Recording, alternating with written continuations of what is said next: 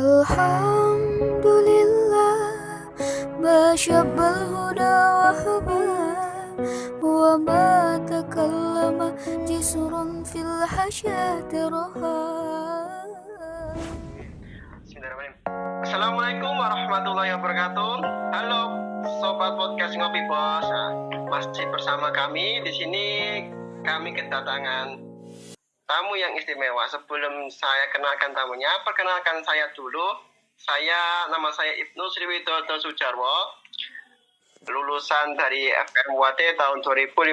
Sini kami kedatangan sangat luar biasa. Dia mahasiswa pasca sarjana UGM. Dia juga lulusan dari FKMUAT dengan Mas Jamim. Halo. Halo, gimana kabar lu? Sehat nggak? Alhamdulillah sehat. Gimana kabarnya, Mim? Selalu sehat kalau kita. Harus sehat terus. Lancar. Gimana? Kuliahnya lancar tuh kemarin? Ya lancar aja, nu kayak gini lah kalau online kan. Dari rumah aja. Wah, 1 semester lebih nih. Lo udah mau lulus malah. Wah, mantap. Tambah gelar nih. Hah? Gak usah ditaruh gelarnya. Panjangan nanti. Oh iya, di sini kita akan membahas mengenai kesehatan dalam pandang Islam, betul, Mim? Iya, boleh. Boleh kalau mau kayak gitu. Ntar bahas aja tentang kesehatan secara umum, nggak apa-apa juga. Oke. Di sini kan dulu Mas Jamim juga penulis buku. Judulnya apa namanya? Kesehatan dalam Ini apa? Kesehatan dan ilmu pengetahuan dalam Islam, kayak gitulah.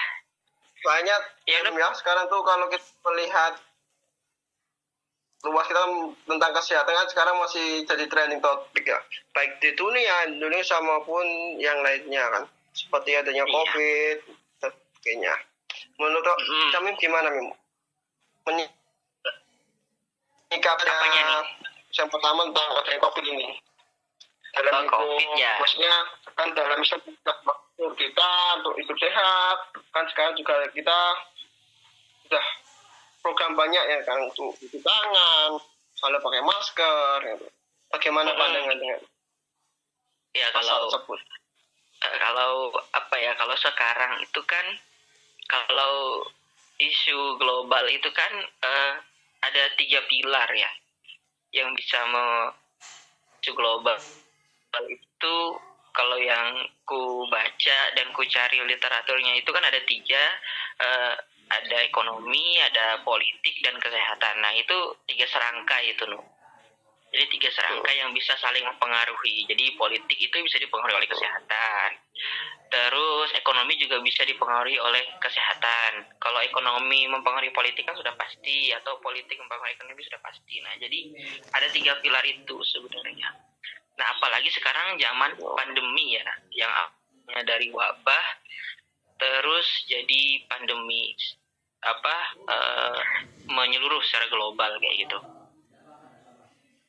Kalau menurutku ya COVID itu unik ya, Nu ya. Nu kan di puskesmas mana, Nu? Di Puskesmas Moyudan Sleman. Moyudan. Banyak nggak, Nu, kasus, Nu? Kasusnya sekarang hampir 201 kecamatan. Nah kalau bulan ini, bulan Januari kemarin, Ada tambahan 13. nah lumayan kan 13 tuh. Kalau dihitung per hari berarti ada, kalau sebulan 30 berarti setengah bulan tuh ada orang yang sakit kan, kayak gitu tuh. Rata-rata 13 orang. Rata-rata 2 hari 1 orang. Berarti kan unik ya, apalagi kalau dari literatur itu banyak kan yang menulis tentang pandemi COVID ini, entah tentang jenis virusnya, entah tentang cara pencegahannya, cara penanggulangannya, segala macam. Apalagi sekarang jenisnya sudah berapa, Nu? Ada ratusan apa ribuan tuh kira-kira? Nah, mulai mutasi kemana-mana sekarang. Iya, mulai mutasi kan virusnya itu. Dan sekarang juga lagi rame vaksin. Vaksin masih tahap pertama kan? Iya, Nu, tahap pertama, Nu. Masih tahap pertama. Iya. Iya, hampir Jadi, eh, apa ya, banyak lah pengaruhnya untuk masyarakat juga. Apalagi COVID ini unik, kita baru tahu ada virus kayak gini dan sudah mutasi berbagai jenis kayak gitu kan. Nah, sudah pasti banyak pengaruhnya, entah sosialnya, entah budaya masyarakat kan. Biasanya budaya masyarakat Indonesia tuh yang suka kumpul-kumpul, itu tuh budaya masyarakat Indonesia banget tuh. Suka kumpul-kumpul, nongkrong. Nah, tapi sekarang dengan pandemi itu harus berubah kan, budayanya harus berusaha diubah. Mengurangi gerombolan, mengurangi perkumpulan, sama terus menggunakan masker, menjaga jarak kan kayak gitu. Habis dari luar cuci tangan, sebelum makan harus terbiasa cuci tangan, setelah makan cuci tangan kayak gitu. Sebelum megang sayur, buah, masakan harus cuci tangan. Biasanya kan kalau dulu sebelum pandemi mungkin ada gorengan langsung comot aja tuh. Sekarang kan harus dibiasakan kalau nggak ada air ya bawa hand sanitizer kayak gitu-gitu sih secara umumnya. Ya bener sih, nggak bisa kita pungkiri juga. Apa sebelum kita COVID dulu, saat kita jadi mahasiswa dulu gitu, saat kumpul, habis lepas sepatu ada gorengan langsung ambil. Nah iya, habis lepas kaos kakinya langsung ambil gorengan, langsung minum. Gorengan. Tos lah, salaman lah, segala macam. Salaman sama orang nggak tahu orangnya tuh tadi habis dari WC kayak atau habis dari mana, kita nggak tahu. Habis itu sekarang ada makanan serbu. Tapi gini nih, ya, isu yang paling kencang kan mengenai vaksinnya Mim ya. Kemarin saya lihat data dari WHO bekerjasama dengan kementerian bahwasanya kan untuk kepercayaan masyarakat nih loh, kepercayaan masyarakat mengenai vaksin itu sangat rendah Mim.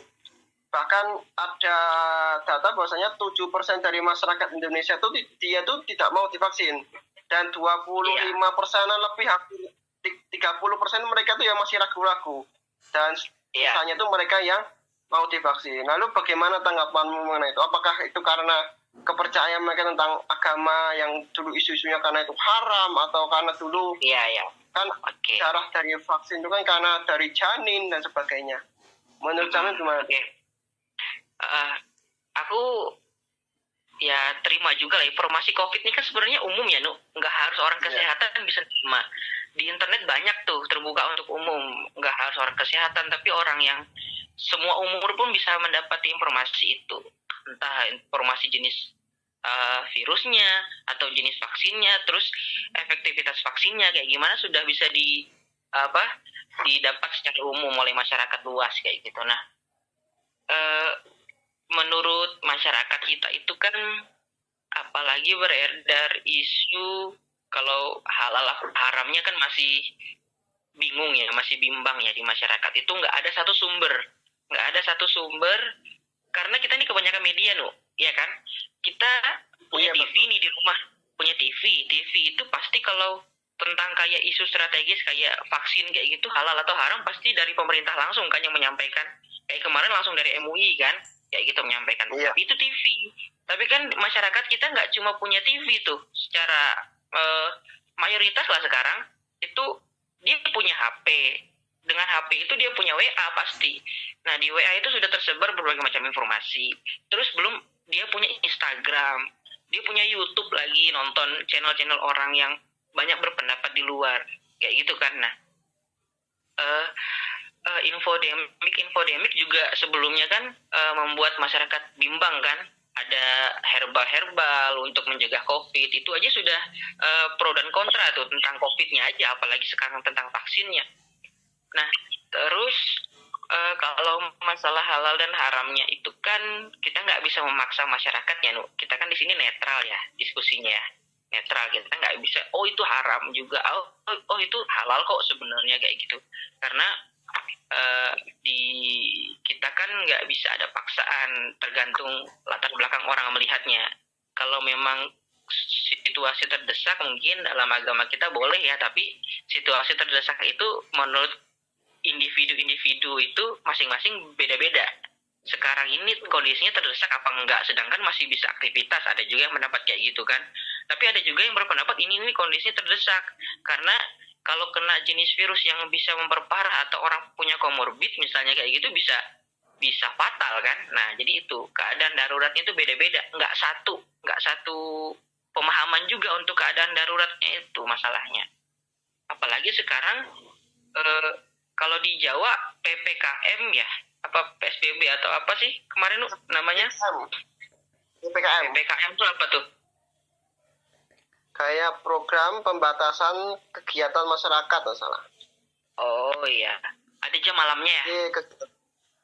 Ada jam malamnya. Nah, sekarang jam 8 udah tidak boleh keluar lagi. Nah iya kan, di sana di Jawa misalnya jam 8 nggak boleh keluar lagi, berarti mungkin keadaannya darurat kayak gitu kan. Tapi di sini enggak di Kalimantan. Nah kayak gitu nggak sama. Karena dia kan melihat ininya juga, zonanya juga kan, ada yang merah, kuning, segala macam kemarin itu. Ada yang hitam kan, misalnya pernah kan ada daerah yang hitam, nah kayak gitu. Terus kalau untuk vaksin, kebetulan aku juga belum bisa divaksin karena baru sehat sebulan kan dari kena virus kan. Kena COVID kamu? Aku pernah kena tuh Desember akhir sampai Januari pertengahan baru dapat negatif kan. Kayak gitu. Nah, untuk tesnya aja kita masih bingung karena banyak orang pendapat, nggak satu sumber. Tesnya nih efektif apa enggak, efisien apa enggak kan kayak gitu. Kalau yang kita pernah belajar kan spesifisitas dan spesifisitas alatnya itu kayak gimana kayak gitu kan. Untuk alat tesnya kayak gitu. Nah, kalau kayak aku kan belum divaksin, jadi mungkin tunggu 6 bulan dulu. Tapi untuk masyarakat yang pro dan kontra itu kita cuma ngasih tahu bahwa jenis virus itu sudah bermutasi menjadi beberapa jenis virus. Oke, aku sepakat ya. Aku pribadi sepakat kalau ada orang yang bilang kita tuh nggak usah pakai vaksin. Kita tetap sehat kok, kayak gitu kan. Tanpa vaksin kita tetap sehat. Oke, kita tetap sehat, tapi kalau kita menjalankan protokol kesehatannya, kalau kita menjalankan prokesnya. Tapi kalau yang ngomong ini kita nggak usah divaksin tetap sehat, dia pergi ke pasar, ke mall, nggak pakai masker, nggak jaga jarak, tetap bergerombol, kayak gitu kan, kayak kontradiktif kan, jadinya. Dia bilang memang orang mau sehat bisa-bisa aja, nggak pakai vaksin bisa-bisa aja, asal jalankan prokesnya, protokol kesehatannya. Karena kita nggak tahu nih yang teman kita nih kena virus apa enggak, terus jenis virusnya kayak gimana, sama apa enggak kan, kayak gitu kan. Kan sudah banyak kan tadi kita obrolan di awal. Nah, jadi kalau untuk orang yang masih tetap kekeh misalnya, oke, kita nggak usah vaksin tetap sehat, tapi dia tetap keluar main terus berkumpul nggak pakai masker, kalau aku ya pakai vaksin deh kamu, kayak gitu loh. Minimal kalaupun vaksin itu mencegah satu jenis virus, minimal satu jenis virus itu kamu terprotek kayak gitu kan. Ada 8 atau lebih, minimal satu jenis virus kamu terprotek kayak gitu. Sudah nggak ngelakuin protokol kesehatan tapi nggak mau divaksin, kan gimana tuh? Boleh kalau nggak mau divaksin tapi asal jamin dirinya sehat. Kalau dirinya sakit tuh nggak cuma untuk dia kan, tapi untuk orang sekitarnya juga kena. Kan kayak gitu sih kalau aku mikirnya. Oh iya, sekarang juga permasalahannya kenapa mereka nggak mau divaksin juga karena pertama alasannya ada yang itu kok anunya cepat, beda sama vaksin yang lainnya prosesnya lama. Ada yang percaya bahwasanya isu-isu yang itunya tidak bagus, ada efek samping yang berbahaya. Ada juga yang beberapa persen yang percaya bahwasanya agama yang mempermasalahkan itu. Kalau menurut Camim gimana, Mim? Kan sekarang yang seperti Camim tadi bilang, karena kan ini juga ada yang bilang ini mendesak, ada yang tidak, kan lain juga betul sangat mengancam jiwa orang-orang yang kena komorbid. Ini juga mengancam jiwa-jiwa juga kan, banyak orang yang kena, meninggal sebagainya.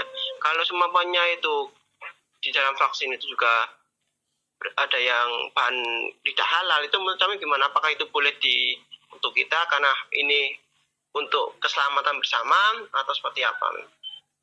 Kalau pandangan Islam tentang Oke, kalau dari aku itu kalau memang ada efek samping ya memang ada sih beberapa efek samping kan.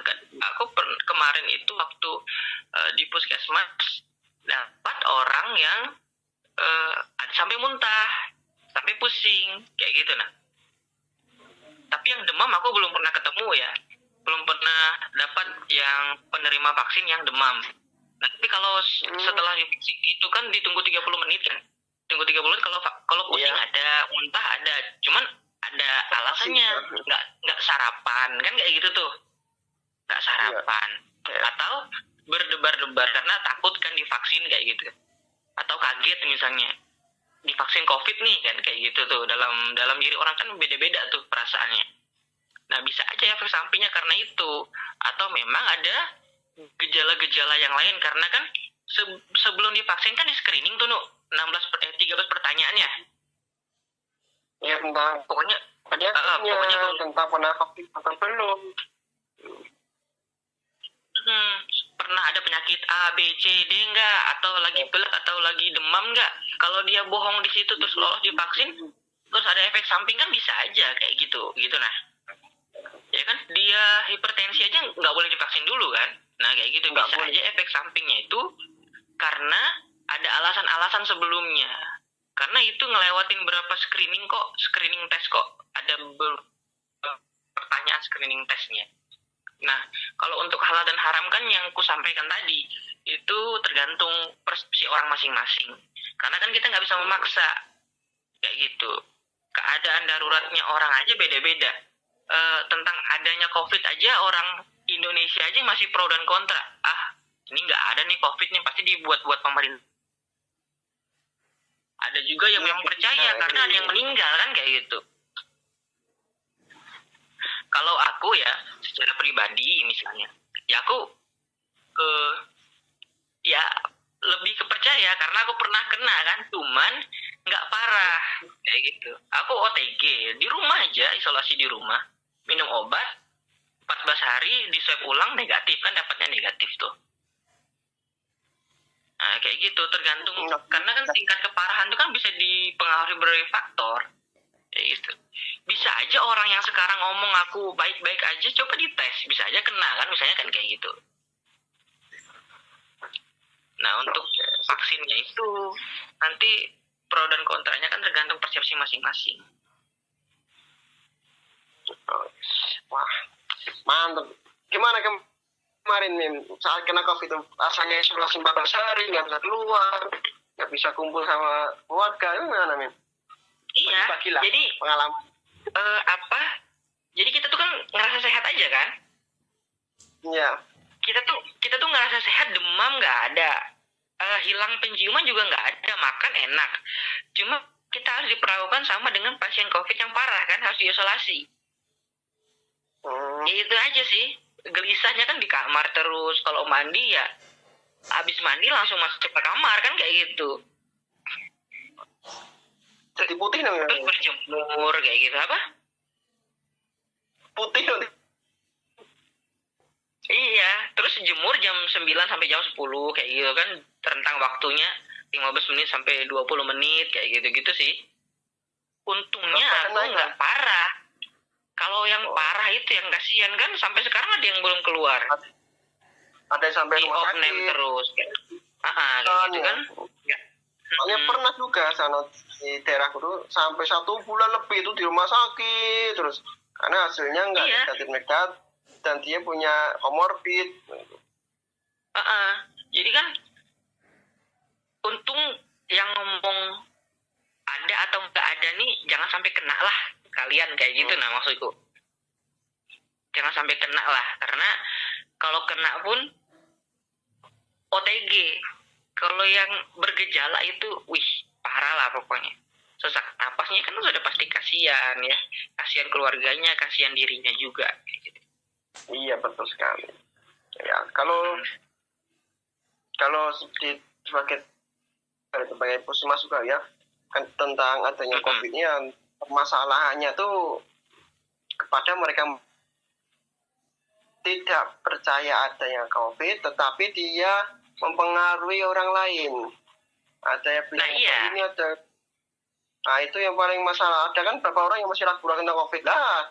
Mereka yang tidak percaya itu malah mereka yang mempengaruhi orang-orang untuk tidak percaya adanya COVID. Jadi sehingga mereka banyak yang mereka nggak pakai masker, yang tidak pakai jarak dan sebagainya itu. Nah permasalahan juga tentang itu kayak orang ronda, tuh ya kan sekarang kan biasanya ronda kan digiatkan selama COVID-nya. Nah, selama ronda itu dipermasalahkan itu mereka yang ronda itu banyak yang nggak pakai masker dan dia tidak jaga jarak. Iya, pasti itu, pasti. Jadi gimana ya? Memang sosial budaya kita kan beragam ya, masyarakat Indonesia itu kan beragam. Kayak bukannya kita mengidolakan Jepang, tapi kan mereka tuh punya keseragaman. Dari pendidikan dari kecil juga mempengaruhi. Iya, misalnya orang yang berpendidikan atau orang yang mayoritas saja dalam 10 orang perkumpulan ya, satu perkumpulan 10 orang. Ada 7 orang itu yang biasa cuci tangan. 3 orang pasti malu nih kalau di sana tuh, karena nggak seragam kan sama yang mayoritas. Tapi kita tuh nggak apa-apa, nggak apa-apa kok, ntar mati aja bakteri sama virusnya kalau sudah masuk ke lambung, kan kayak gitu tuh. Biasa kan kita ngomongin kayak gitu. Kalau lagi makan-makan habis acara apa kayak gitu di organisasi kan kayak gitu biasa. Kan kayak gitu. Jadi nggak seragam. Kadang percaya dan nggak percayanya itu sesuai dengan keuntungan dirinya. Ngerti nggak lo? Sesuai keuntungan. Menguntungkan dirinya apa enggak nih? Kalau menguntungkan aku nggak percaya. Kalau menguntungkan aku percaya. Kan kayak gitu tuh. Banyak kan? Betul sekali tuh. Jadi program pemerintah ini menguntungkan aku nggak? Kalau nggak menguntungkan aku nggak mau ikut deh. Aku nggak mau percaya. Kayak gitu kan? Iya betul sekali. Karena menurut ilmu perilaku juga gitu. Bahwasanya apapun yang menguntungkan itu akan memudahkan masyarakat untuk percaya. Iya, menguntungkan itu yang dicari. Sedangkan kalau program pemerintah aja harus menutup warung atau kios, itu kan nggak menguntungkan. Ya pasti nggak percaya jadinya adanya COVID kayak gitu. Langsung mempengaruhi orang banyak ya. Bagus sih, man. Mungkin ini pertanyaan terakhir sebelum saya tutup ya, Mim ya. Mungkin di Jamim ada pesan-pesan tentang pandangan Islam mengenai perilaku sehat itu seperti apa? Untuk kan sekarang kan kita COVID ini kan kita perilaku hidup sehat, ber-PHBS, lingkungan sehat, itu gimana, Mim? Jadi kalau aku ya 3M itu kan ada efektifnya tuh lumayan ya, berapa persen kan efektifnya 3M itu untuk mencegah rantai penularan COVID ya. Sampai saat ini masih solusi yang terbaik sih 3M. Lagian kalau dalam Islam itu kan kita sudah diajarin wudhu, mengusap rambut ketika wudhu itu kan untuk menghilangkan kotoran rambut, menghilangkan kutu kan kayak gitu, untuk menyehatkan rambutnya kayak gitu. Terus sebelum wudhu pun gerakan pertama ya harus cuci tangan kan kayak gitu, biar karena gerakan selanjutnya itu menggunakan telapak tangan untuk berkumur segala macam. Nah jadi itu kalau dalam Islam sebenarnya sudah diajarkan dengan baik kayak gitu, sudah ada aturannya dengan benar. Cuma kayak gimana kita menerapkannya dalam kehidupan sehari-hari, kan pasti cuci tangan dulu sebelum melakukan apa-apa. Intinya kan kayak gitu kalau aku nangkepnya ya. Kalau gerakan pertama aja itu harus membasuh telapak tangan segala macam, berarti apapun yang kita lakukan itu kayak makan itu harus basuh tangan, pegang apa-apa harus basuh tangan, setelah itu basuh tangan lagi kan kayak gitu. Terus menjaga jarak itu juga penting sih. Apa ya, karena sekarang juga virusnya itu bisa mengambang sampai sejauh 6 meter misalnya kan kayak gitu. Ada beberapa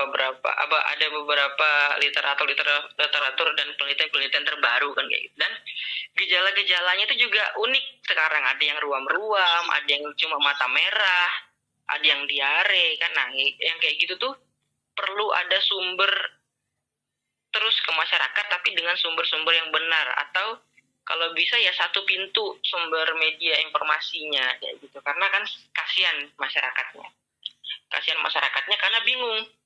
Jangankan yang orang yang nggak ngerti COVID ya, yang tahu COVID aja misalnya yang familiar dengan obrolan COVID sehari-hari bingung. Loh, kemarin kok informasinya penyebarannya lewat ABC, sekarang kok beda lagi kayak gitu kan. Terus daya tahannya di benda mati berapa lama, kok sekarang beda lagi berapa jam kayak gitu kan, atau bisa berhari-hari sekarang kan misalnya kayak gitu. Nah itu sih, jadi kita jaga diri aja, karena dengan kita jaga diri kan kita bisa menjaga orang yang lain juga. Minimal kalau kita pun misalnya kita nggak ada COVID dalam diri kita, kan menggunakan masker kan bisa menghindari kita dari debu misalnya kalau lagi jalan, atau kalau kita lagi ada nggak enak badan, kurang nyaman badan, ya itu bisa melindungi orang lain juga kayak gitu. Cuci tangan juga walaupun memang lagi nggak COVID, tapi kan bisa ada bakteri aja di tangan kan kayak gitu, bisa sakit yang lain malahan kayak gitu sih.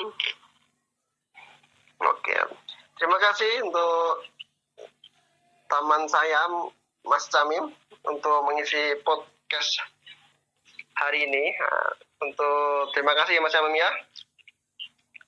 Gimana iya, sobat sudah paham? Karena sebelum saya tutup untuk podcast kali ini, ada sedikit pesan untuk teman-teman semuanya. Untuk teman-teman semuanya, ingat bahwasanya kesehatan itu tidak selamanya itu sangat penting, dan kesehatan itu bukan segala-galanya, tetapi segala-galanya tanpa kesehatan itu tidak ada maknanya. Mari sekarang kita sayangi keluarga kita, sayangi tetangga kita, sayangi teman-teman kita sekitar kita dengan menerapkan perilaku 3M yang seperti saudara Camim katakan tadi, yaitu mencuci tangan, memakai masker, dan menjaga jarak. Mungkin untuk podcast kali ini saya tutup. Mohon maaf jika banyak salah kata atau salah ucap. Itu datangnya dari saya. Jika ada kebenaran datangnya dari Allah Subhanahu wa taala. Sekian, terima kasih. Billahi fisabilil haq fastabiqul khairat. Wassalamualaikum warahmatullahi wabarakatuh. Waalaikumsalam warahmatullahi wabarakatuh.